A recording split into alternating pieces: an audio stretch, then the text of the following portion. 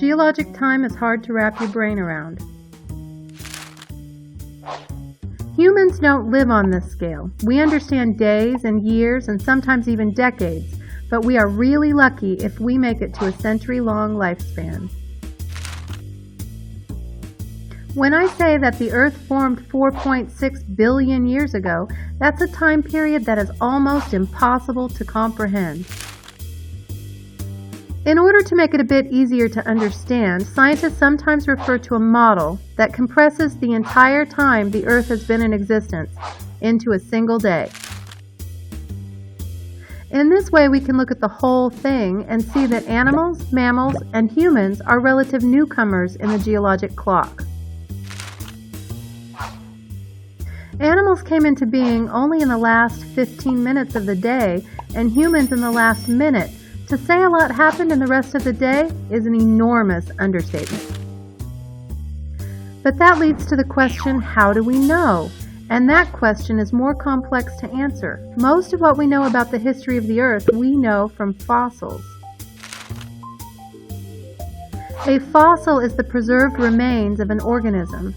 Most life doesn't become fossils. To become a fossil, you have to die in just the right time and place.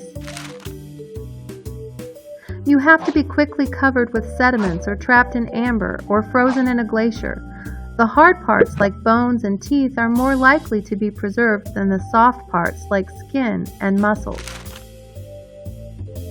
When we are looking at a fossil, for it to be useful in telling us how things changed over time, we really need to know how old it is. This requires us to date the fossil. There are two categories of fossil dating.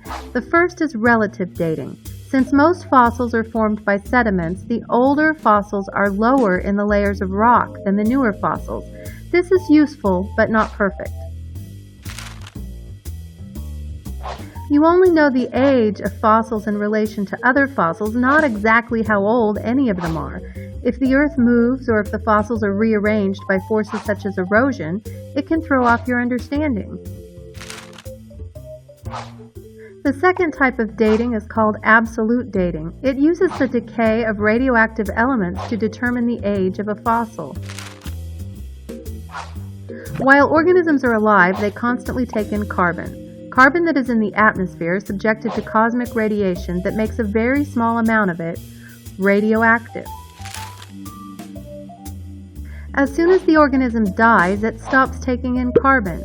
Radioactive carbon releases energy at a constant rate. You can measure the age of a fossil by measuring the radiation. In this way, we built a general picture of the history of the world and how living things came to be, from the first organic molecules to us. Stay awesome.